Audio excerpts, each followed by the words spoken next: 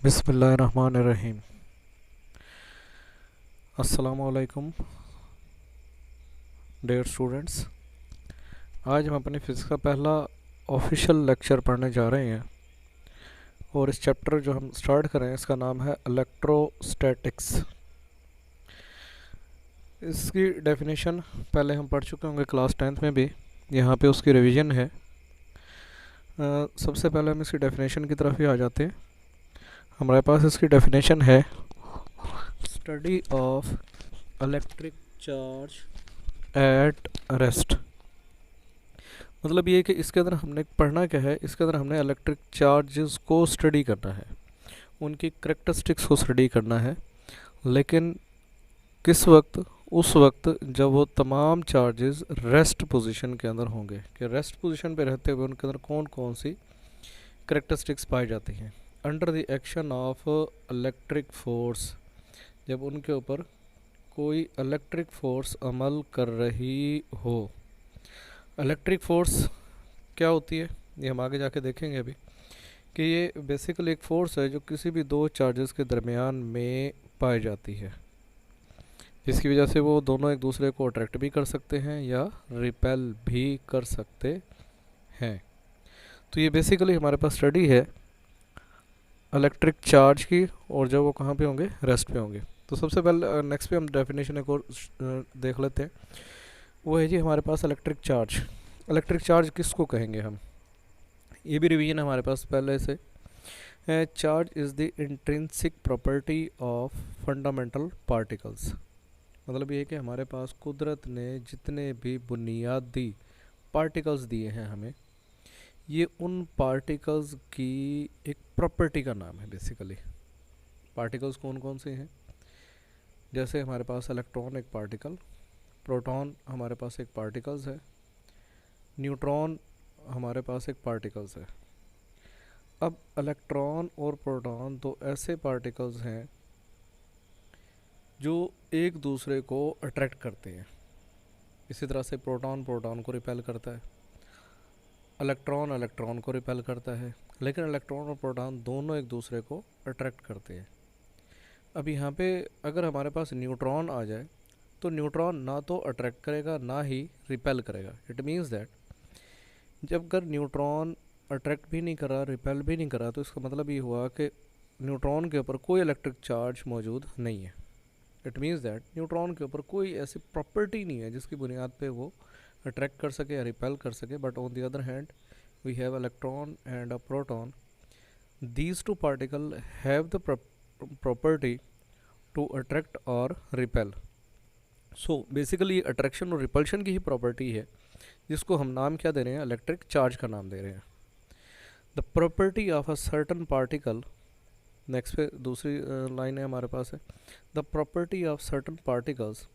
Particles की characteristics है basically ये, आइदर या तो वो दे अट्रैक्ट, वो अट्रैक्ट करेंगे, और रिपेल, या फिर वो रिपेल करेंगे ईच अदर। कि ये बेसिकली तमाम पार्टिकल्स की करेक्टरिस्टिक का नाम है, जिसकी बुनियाद पे वो एक दूसरे को अट्रैक्ट करेंगे या फिर रिपेल करेंगे। उस करेक्टरिस्टिक का नाम रखा हुआ इलेक्ट्रिक चार्ज है। ऐसा यूनिट है जिसकी पैमाइश की जा सकती है, बिल्कुल चार्ज कितना है हमारे पास है। इसके यूनिट का नाम है जी कॉलम, हमारे पास है, साइंटिस्ट के नाम पे रखा गया। सेकंड, वन कॉलम किसके इक्वल होता है? One coulomb is equal to 1 ampere multiply by 1 second. यानी कि वन कॉलम की मेजरमेंट हम करेंगे कितना चार्जेस फ्लो कर रहे हैं कितने टाइम के लिए, तब हम मेजरमेंट करेंगे कि हमारे पास वन कॉलम किसके इक्वल है। बेसिकली हमारे पास एम्पेयर का फार्मूला तो वहाँ से एक्सट्रैक्ट किया गया था। लास्ट वन कॉलम किसके इक्वल होता है? 6.25 क्रॉस 10⁻18 इलेक्ट्रॉन्स के इक्वल है। It means that if we have a 6.25 cross 10⁻18 electrons, then combined charge on all these electrons will be equal to 1 coulomb। तो ये हमारे पास हो गया कुछ इलेक्ट्रिक चार्ज के मुतालिक, जो कि हमारे पास जिसको हम यहाँ पे स्टडी करे थे। नेक्स्ट पेज ही हमारे पास इलेक्ट्रिक फोर्स है। तो जितने भी चार्ज पार्टिकल्स हैं, चार्ज पार्टिकल का मतलब क्या हो गया? इलेक्ट्रॉन और प्रोटॉन, मतलब उनके ऊपर कोई ना कोई चार्ज मौजूद है। वो जितने भी पार्टिकल्स हैं वो एक दूसरे को एक पर्टिकुलर फोर्स से अट्रैक्ट करेंगे या रिपेल कर देंगे। Mean similar charge repel each other and opposite charge attracts each other. जब वो अट्रैक्ट करेंगे या रिपेल करेंगे तो वो डेफिनेटली एक दूसरे के ऊपर एक ख़ास फोर्स जो है वो अप्लाई कर रहे हैं। उस फोर्स का नाम रखा हुआ है हमने इलेक्ट्रिक फोर्स। तो इलेक्ट्रिक फोर्स क्या होगी कि ये उन्हीं पार्टिकल्स के अंदर पाई जाएगी जो एक दूसरे को अट्रैक्ट करेंगे या रिपेल करेंगे। वो जो फोर्स लगा रहे हैं एक दूसरे को अट्रैक्ट करने के लिए या रिपेल करने के लिए, उस फोर्स का नाम रखा हुआ है हमने इलेक्ट्रिक फोर्स।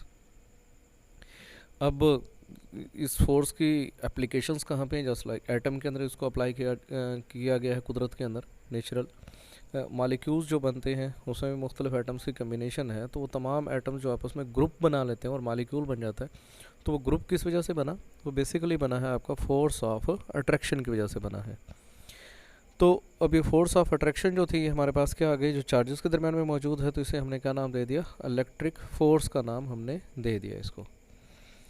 नेक्स्ट पे चलते हैं जी। फंडा हमारा सबसे पहला टॉपिक है कोलम लॉ, चैप्टर नंबर 12। पहला टॉपिक है हमारे पास कोलम्स लॉ।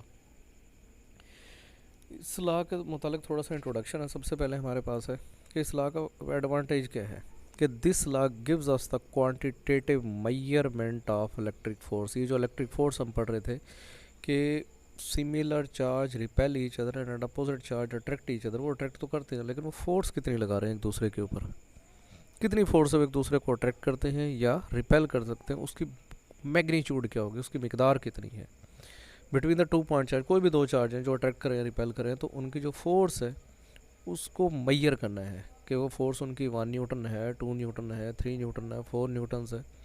तो उस फोर्स से उसके मुतालिक ही हमें इंफॉर्मेशन देगा, उसका मैग्नीट्यूड जो वो हमें दे रहा है। तो इसको प्रेजेंट करने वाले कौन से थे जी? चार्ल्स कोलम ने इसका लॉ को प्रेजेंट किया था। यहाँ पे एक टर्म यूज़ की गई थी जिसका नाम था पॉइंट चार्जेस। पॉइंट चार्ज किसको कहते हैं, इसी को देख लेते हैं। सबसे पहले पॉइंट चार्ज हमारे पास यहाँ पे दो दिखाए गए, one is the Q1 and other one is the Q2। ये दो पॉइंट चार्जेस यहाँ पे दिखाए गए। इन दोनों के दरम्यान में जो डिस्टेंस है, distance between them will be equal to R, represented by R। अब यहाँ पे हम देख रहे हैं कि चार्जेस का जो साइज़ है वो कंपैरेटिवली स्मॉलर है as compare to the separation between them. इनके दरमियान में जो फासला है वो ज़्यादा है, साइज़ इनका ज़रा छोटा है। That's why we called these charges as point charges. इनका नाम हमने दे दिया। अगर ये बिल्कुल करीब पड़े और इनके दरमियान में डिस्टेंस बहुत थोड़ा हो, साइज़ इनका बड़ा हो जाए, तो फिर हम इन्हें पॉइंट चार्ज कंसीडर नहीं करेंगे। जब पॉइंट चार्ज नहीं होगा तो कॉलम लॉ भी एप्लीकेबल नहीं है। एनी चार्ज वेदर पॉजिटिव और नेगेटिव, कोई भी चार्ज चाहे वो पॉजिटिव है या नेगेटिव है, उस electric field is to be found, जिसके इर्द गिर्द कोई इलेक्ट्रिक फील्ड मौजूद है, एक ख़ास फासले तक उसके इलेक्ट्रिक फील्ड मौजूद है, उसका इलेक्ट्रिक इफेक्ट मौजूद है, उसके चार्ज का इफेक्ट मौजूद है, तो हम उसे नाम क्या दे देंगे? पॉइंट चार्ज कह देंगे। एक और डेफिनेशन है इसी की। इस डेफिनेशन के मुताबिक हमें क्या बताया गया कि कोई भी दो चार्जेस चाहे वो पॉजिटिव हैं या नेगेटिव हैं, अगर उनके इर्द गिर्द के एरिया के अंदर कोई फील्ड प्रेजेंट है, इलेक्ट्रिक फील्ड जिसको हम कहेंगे, तो हम क्या कह देंगे? उनको पॉइंट चार्ज का नाम दे देते हैं। नेक्स्ट भी हमारे पास है जी स्टेटमेंट, फॉर्मल स्टेटमेंट हमारे पास है कोलम्स लॉ की। फॉर्मल स्टेटमेंट हमारे पास क्या है कि इलेक्ट्रिक फोर्स दो तरह की है, बार बार हम पढ़ रहे हैं, अट्रैक्शन और repulsion. And similar charge repel each other and opposite charge attracts each other. तो इलेक्ट्रिक फोर्स की दो टाइप्स हो गए, अट्रैक्शन और रिपल्शन है। तो ये इलेक्ट्रिक फोर्स जो है हमारे पास है, ये अट्रैक्शन की होगी या रिपल्शन की होगी, किसी भी दो पॉइंट चार्जेस के दरमियान में। ये क्या है जी? हमारे पास है डायरेक्टली प्रोपोर्शनल है to the product of magnitude of charge, charges की मिकदार के, मैग्नीट्यूड ऑफ चार्ज की मिकदार के। प्रोडक्ट का मतलब क्या था? मल्टीप्लाई करना, कि दोनों के ऊपर जो चार्ज की मिकदार उसको करेंगे मल्टीप्लाई, और उससे जो रिजल्ट निकलेगा वो कहलाएगा प्रोडक्ट। और प्रोडक्ट के ये फोर्स क्या है? डायरेक्टली प्रोपोर्शनल है।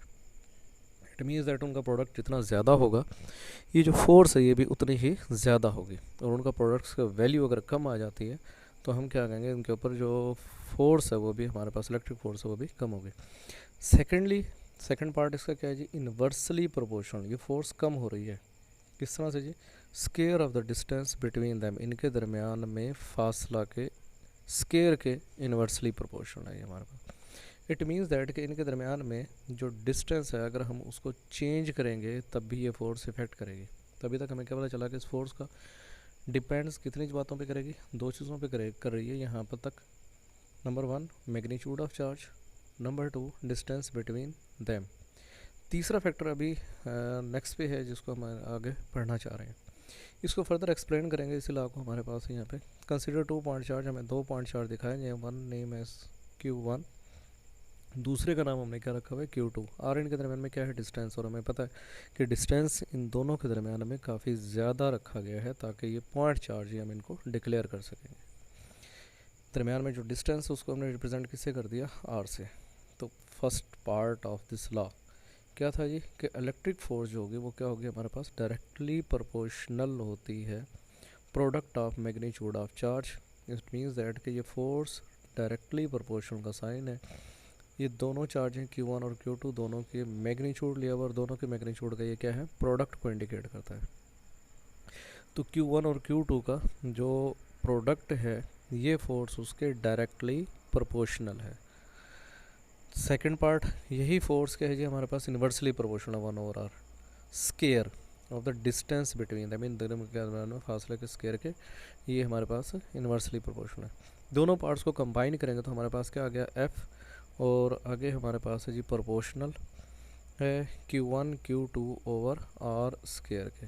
इन दोनों को सिर्फ हमने क्या किया यहाँ पे कंबाइन किया हुआ है हमने, यही चीज़ यहाँ पे दिखाई गई है कि F जो है वो प्रोपोर्शनल है हमारे पास Q1 Q2 over R square के। प्रोपोर्शनल के साइन को ख़त्म करेंगे, हमने क्या लगाना इक्वल साइन के, यहाँ पे क्या कहलाएगा कांस्टेंट कहलाता है। ये के जो है हमारे पास कांस्टेंट है, वेयर के is the constant of proportionality and is called, इसे हमने क्या नाम दे दिया इलेक्ट्रोस्टैटिक कांस्टेंट का नाम दिया इसको हमने, इलेक्ट्रोस्टैटिक कांस्टेंट के का नाम है, ये हमें याद रखना पड़ेगा। के की वैल्यू क्या होती है, के की वैल्यू एक्चुअली डिपेंड्स करती है दो फैक्टर्स के ऊपर। पहला फैक्टर इसमें क्या है जी सिस्टम ऑफ यूनिट है।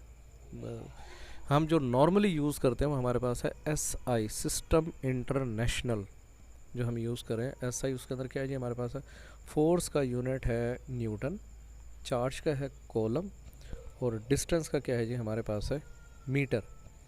तो अगर हम सिस्टम ऑफ यूनिट चेंज कर देंगे, मतलब अगर हम फोर्स को न्यूटन की बजाय एक और यूनिट में रिप्रेजेंट करेंगे जिसे हम डाइन कहते हैं, ठीक है, और डिस्टेंस को हम मीटर की बजाय सेंटीमीटर में लेंगे, तो डेफिनेटली इसकी जो के की वैल्यू है वो हमारे पास क्या हो जाएगी चेंज हो जाती है। तो दैट्स वाई वी कॉल्ड कि के की जो वैल्यू है वो डिपेंड करेगी सिस्टम ऑफ यूनिट्स के ऊपर। कौन सा सिस्टम, SI हम नॉर्मली यूज़ करें यहाँ पे। दूसरे नंबर पे के की वैल्यू डिपेंड किसके ऊपर करते हैं जी, nature of the medium between the charges, charges के दरमियान में मीडियम क्या रखा हुआ है। Q1 और Q2 दो चार्जेस के दरमियान में अगर एयर या वैक्यूम है तो के की वैल्यू कुछ और निकलेगी। अगर इनके दरमियान में वुड रख देंगे दोनों चार्जेस के दरमियान में तो डेफिनेटली जो फोर्स है इलेक्ट्रोस्टैटिक फोर्स ये डिक्रीज़ कर जाएगी, कम हो जाएगी इसकी वैल्यू। अगर हम ग्लास रख देंगे तो फिर और कुछ कम हो जाएगी, पेपर रखेंगे फिर कुछ और कम हो जाएगी। इट मीन्स दैट चार्जेस के दरमियान में जो भी मीडियम रखेंगे ये उसके ऊपर डिपेंड करती है। मीडियम चेंज होगा तो फोर्स भी क्या हो जाएगी हमारे पास चेंज हो जाएगी। यहाँ पे आगे जी हमारे पास अगर हम कंसीडर कर लेते हैं कि हमारे पास जो मीडियम है वो क्या है जी हमारे पास है एयर या वैक्यूम है, ये मीडियम आ गया जी हमारे पास, और सिस्टम ऑफ यूनिट्स क्या है जी SI है हमारे पास सिस्टम इंटरनेशनल की वैल्यू। तब के को हम कैसे लिखेंगे, K is equal to 1/4 pi epsilon nought करते हैं जी हम इसे। अब थोड़ा सा इसी को हम देख लेते हैं जी, एप्सिलॉन नॉट को थोड़ा सा एक्सप्लेन किया गया यहाँ पे। इसे हम पढ़ते हैं, ये ई की तरह का साइन है, यूनानी ज़बान के अंदर अल्फ़ाबेट है बेसिकली, ये जैसे हमारे इंग्लिश के अल्फ़ाबेट्स होते हैं ABCD, उर्दू का अलिफ बे पे, तो यूनानी ज़बान का अल्फ़ाबेट है कि पढ़ते क्या ऐसे एप्सिलॉन, आगे एक ज़ीरो डाला हुआ था छोटा सा, उसे क्या पढ़ते हैं not, this is one is not, NOUGHT not. English का इक्वलेंट अगर हम इसका लेंगे तो उसे कहेंगे ज़ीरो। तो ये वैल्यू को रिप्रेजेंट करता है हमारे पास। इसका नाम क्या है, इसका नाम यहाँ पे हमारे पास है इलेक्ट्रिक कांस्टेंट, इलेक्ट्रिक कांस्टेंट, या इसे हम क्या नाम देते हैं परमिटिविटी, परमिटिविटी भी कहते हैं इसे। परमिटिविटी बेसिकली क्या है, परमिटिविटी वर्ड जो था ये निकला हमारे पास है परमिशन से, परमिशन किसे कहते हैं? इजाज़त को। मतलब ये मीडियम को एक्सप्लेन करा है कि ये मीडियम कितनी इजाज़त देता है एक चार्ज को कि वो दूसरे चार्ज के ऊपर जो उसके नज़दीक कहीं पड़ा हुआ उसके ऊपर कितनी फोर्स लगाए। वो मीडियम कैसा है, कितनी इजाज़त दे रहा है, इस वजह से हमने इसका नाम क्या रखा हुआ है यहाँ पे, परमिटिविटी। डेफिनेशन है जी इसी की परमिटिविटी के नीचे कि एबिलिटी ऑफ अ मीडियम, ये मीडियम की कैपेबिलिटी को रिप्रेजेंट कर रहा है। मीडियम की क्या एबिलिटी है? To allow the electric force to pass through it, कि इसके अंदर से इलेक्ट्रिक फोर्स कितनी गुजर के जा सकती है दूसरे चार्ज तक। ऐसा यूनिट्स के अंदर इसकी जो वैल्यू है वो हमें याद रखनी पड़ेगी, वो होगी 8.85 क्रॉस 10⁻⁻12 कूलम स्क्वायर पर न्यूटन पर मीटर स्क्वायर। ये वैल्यू और यूनिट्स दोनों हमें याद करने पड़ेंगे एमसीक्यूज़ के लिए। इनकी वैल्यू को हमने यहाँ पे प्लेस किया 1/4 पाई एप्सिलॉन नॉट, तो 1 4 को 4 पाई 3.14 एप्सिलॉन नॉट की वैल्यू 8.85 क्रॉस 10⁻⁻12। यूनिट में रखेंगे तो इसका फाइनल कैलकुलेशन होगी, जो वैल्यू निकलेगी वो आएगी हमारे पास 9 क्रॉस 10⁻9 न्यूटन मीटर स्क्वायर पर कॉलम स्क्वायर। ये हमारे पास इसकी वैल्यू निकल आएगी। इस वैल्यू को हमने क्या करना है, यहाँ पे प्लेस करना है, और प्लेस कर लेने के बाद जो इसका आंसर है वो हमने यहाँ पे कैलकुलेट करना है जी। इसकी जो वैल्यू है वो हम कैलकुलेट करेंगे, और वो वैल्यू आएगी हमारे पास मीडियम जब क्या इस्तेमाल करें हम, एयर, और सिस्टम ऑफ यूनिट्स हमारे पास क्या है, एसआई। तो फाइनल वैल्यू को हमने पुट अप किया यहाँ पे, तो वैल्यू इसकी निकली हमारे पास, फार्मूला निकला हमारे पास F is equal to 1/4 pi epsilon nought Q1 Q2 over R square. यहाँ पे हमें ये बात समझने वाली है कि जो ये हमारे पास है फोर्स, इसे कॉलम फोर्स भी कह देते हैं हमारे पास है। Force is a vector quantity, इसका मैग्नीट्यूड भी होगा और इसकी डेफिनेटली एक डायरेक्शन भी होगी। अब जो कॉलम्स ला है उससे हमें क्या मिला, इसका सिर्फ मैग्नीट्यूड मिल जाएगा। आगे हम थोड़ी सी इसकी डायरेक्शन की भी बात कर लेते हैं। कॉलम फोर्स किस डायरेक्शन में एक्ट करेगी, तो ये बेसिकली इसकी डायरेक्शन है जी हमारे पास है, जिस डायरेक्शन के अंदर ये Q1 एक चार्ज यहाँ पे दिखाया गया, यहाँ पे आगे चार्ज है जी Q2, ये एक लाइन है जो इन दोनों को आपस में जोड़ रही है, लाइन है। तो फोर्स जो होगी बेसिकली इस लाइन के ऊपर जो है ना अमल करेगी, जिसकी वजह से दोनों चार्जेस को आपस में जिसने कनेक्ट किया हुआ है। तो कॉलम फोर्स हमारे पास क्या कहलाती है, म्यूचुअल फोर्स का जब इसे नाम देते हैं। म्यूचुअल का मतलब क्या होगा, जो दो चीज़ों के दरमियान में होगी, मतलब ये वो फोर्स है जो दो चार्जेस के दरमियान में है। इट मीन्स दैट Q1 एक फोर्स एग्जर्ट कर रहा है Q2 के ऊपर, at the same time Q2 भी एक फोर्स एग्जर्ट कर रहा है Q1 के ऊपर। दोनों फोर्सेस क्या होंगी, equal in magnitude but they are opposite in direction. ये चीज़ हमने यहाँ पे प्रूव करनी है यहाँ पे कि कॉलम फोर्स जो होती है वो हमारे पास क्या है, म्यूचुअल फोर्स है। तो F हमारे पास यहाँ पे क्या दिया गया ऊपर फार्मूले में, ये मैग्नीट्यूड ऑफ द फोर्स है that acts on each of the 2 point charge, दोनों पॉइंट चार्ज के ऊपर अमल करेगी ये फोर्स है। The force always acts along the line, ये इस लाइन के ऊपर अमल करेगी जो दोनों के अंदर को ज्वाइन कर रही है जनाब, ये हमने देखा। Column force is the mutual force है, इसका मतलब क्या होगा, Q1 and Q2 exert equal and opposite force on each other, दोनों एक दूसरे के ऊपर बराबर मिकदार में लेकिन अपोजिट डायरेक्शन के अंदर फोर्स यहाँ पे एक्सर्ट करेंगे। Force exerted on Q2, force लग रही है जी ग्राम किसके ऊपर, Q2 के ऊपर लग रही है। लगा कौन रहा है, Q1 लगा रहा है। उसको हमने किस डायरेक्शन से डिनोट किया, उससे हमने किया F221 टू टू टू सबसे पहले लिखा। टू का मतलब क्या होगा, वो चार्ज जिसके ऊपर फोर्स एक्सर्ट हो रही है। वन कौन है दूसरे नंबर पे, ये लगाने वाला है, फोर्स लगाने वाला। ऊपर एरो का साइन भी है ताकि डायरेक्शन को इंडिकेट हम कर सके। वेक्टर क्वांटिटी है चार्ज Q1। और नेक्स्ट भी हमारे पास क्या है जी, एक और फोर्स है जी हमारे पास है, ये F122 है। ये फोर्स किसके ऊपर लग रही है, Q1 के ऊपर लग रही है। लगा कौन रहा है, Q2 लगा रहा है जनाब ये फोर्स हमारे पास। दोनों को यहाँ पे नीचे हमने रिप्रेजेंट भी किया, उनके डायरेक्शन को भी यहाँ पे इंडिकेट किया गया है। नीचे दोनों डायग्रामेटिकली है।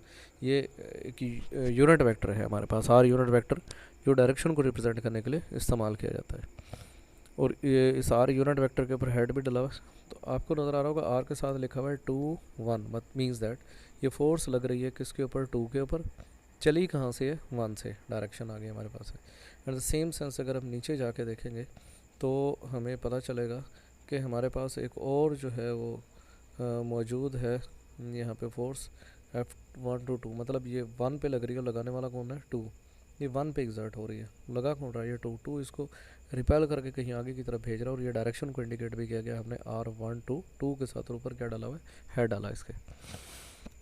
चले दोनों चीज़ों को कंबाइन कर लेते हैं हम यहाँ पे। F1 कौन सी होगी, ये मैग्नीट्यूड और साथ में क्या हो गया उसका direction, magnitude and direction. Magnitude ऊपर फार्मूले से हमने निकाला, डायरेक्शन क्या होगी जी जनाब, ये यूनिट वेक्टर उसकी डायरेक्शन को इंडिकेट करता है 2 to 1 से। नेक्स्ट पे हमारे पास क्या है जी, फोर्स है 1 to 2, मीन्स दैट ये वो फोर्स है जो 1 पे अप्लाई हो रही है, लगाने वाला कौन है जी, टर्म 2 लगा रहा है, और ये किसके इक्वल होगा जी 1/4 pi epsilon nought Q1 Q2 over R square है जी हमारे पास ये। और आगे इसका क्या है जी, यूनिट वेक्टर दिखाया गया है जो इसकी डायरेक्शन को इंडिकेट करता है, और वो डायरेक्शन हमारे पास कौन सी है, R1 to 2। हमें पता है जनाब नीचे दोनों यूनिट वेक्टर को अगर हम गौर से देखें तो दोनों की डायरेक्शन एक दूसरे की क्या है, अपोजिट है, और अपोजिट डायरेक्शन को हम कैसे इंडिकेट करेंगे, नेगेटिव साइन के साथ है कि both are equal but opposite in direction, इसलिए हमने यहाँ पे क्या यूज़ किया, नेगेटिव का जो साइन था वो हमने यहाँ पे यूज़ किया है इसके लिए, ताकि हम इसको रिप्रेजेंट कर सकें। नेक्स्ट पे उसी का प्रूफ चल रहा है जी हमारे पास, ये क्या है जी, F2 to 1 force 1/4 pi epsilon nought Q1 Q2 R square है, और ये R हमारे पास यूनिट वेक्टर वही इक्वेशन है, सेम उसी इक्वेशन को हमने लिखा लेकिन डायरेक्शन को चेंज किया, क्योंकि हम पहले प्रूव कर चुके हैं कि दोनों इक्वल हैं लेकिन अपोजिट डायरेक्शन है, नेगेटिव साइन लगा दिया हमने यहाँ पे, और ये दोनों डायरेक्शन सेम है बट ये नेगेटिव है। नेगेटिव को क्या किया, शुरू में लेके गए हम स्टार्ट पे, उसी फोर्स के साथ है, उस इक्वेशन को लिखा, बट ये 1 to 2 जो है ये बेसिकली क्या डायरेक्शन है, इस नेगेटिव को हम सेपरेट ही कर देते हैं। तो हमें पता है जनाब कि ये तो पूरी इक्वेशन जो है, ये जो हमारे पास इक्वेशन है ये वाली मौजूद है जो, ये किसके इक्वल आ रही है, F1 to 2 के इक्वल आ रही है। सो ये F1 to 2 इसकी जगह पे प्लेस कर देंगे तो -1 to 2 आ जाएगा ये हमारे पास। अब हमारे पास क्या हो गया कि एक फोर्स ये है, एक ही ये है, ये कौन सी फोर्स है जो हमारे पास लगाने वाला है, चार्ज 2 के ऊपर अमल कर रही है, और लगाने वाला कौन है, Q1। नेक्स्ट पे हमारे पास कौन सी है जनाब, 1 के ऊपर लग रही है और लगाने वाला कौन है, 2। तो दोनों एक दूसरे के ऊपर लगा रहे हैं, दोनों इक्वली हैं फोर्स मैग्नीट्यूड के अंदर, और डायरेक्शन जो है वो इन दोनों के एक दूसरे के अपोजिट है। यही जो है इसके अपना कॉलम सला के आगे हमारे पास का रिजल्ट लिखा हुआ है कि magnitude of these forces the same, दोनों की जो मैग्नीट्यूड है वो क्या है, बिल्कुल सेम है, बट नेगेटिव साइन लगा हुआ है यहाँ पे। नेगेटिव साइन क्या शो कर रहा है कि दे पॉइंट इन अपोजिट डायरेक्शन, इन दोनों की जो डायरेक्शन है वो एक दूसरे के अपोजिट है, वो हमें ये इंडिकेट कर रहा है। तो आज का लेक्चर हम यहीं पे वाइंड अप कर देते हैं। अभी हमारे पास इसका एक पोर्शन जो है, अभी इसका कॉलम्स ला का लास्ट पोर्शन जो है वो हमारे पास अभी रिमेनिंग है, और उसके अंदर हमने ये देखना है कि अगर हम फ्री स्पेस या वैक्यूम अगर हमने कंसिडर किया है मीडियम को, अगर हम इसकी जगह पे कोई इंसुलेटर प्लेस करेंगे, दो चार्जेस के दरमियान में कोई इंसुलेटर लगा देते हैं, जस्ट लाइक वुड लगा दें, ग्लास लगा दें, पेपर लगा दें, तो उसका कॉलम फोर्स के ऊपर क्या इफ़ेक्ट आएगा। यहाँ पे एक और बात समझने वाली है कि हम सिर्फ इंसुलेटर को प्लेस करने की बात कर रहे हैं, इंसुलेटर को प्लेस कर रहे हैं। इंसुलेटर को हम दूसरे अल्फाज में डाई इलेक्ट्रिक भी कह सकते हैं। Dielectric means any insulator which is placed between the charges. हम यहाँ पे कोई भी जो कंडक्टर है वो प्लेस नहीं कर सकते। क्यों नहीं कर सकते, या अगर करेंगे तो उसका क्या इफ़ेक्ट आएगा, इसको आपने खुद जो है वो तसल्ली से बैठ के सोचना है और उसका जवाब तैयार करना है। इंशाल्लाह कल के लेक्चर के बाद हम इस क्वेश्चन को एड्रेस करेंगे। तब तक के लिए अल्लाह हाफिज़, अपना बहुत सारा ख्याल रखिएगा और एहतियात बरतिएगा। अल्लाह आपका हामी और नासिर हो। वस्सलाम।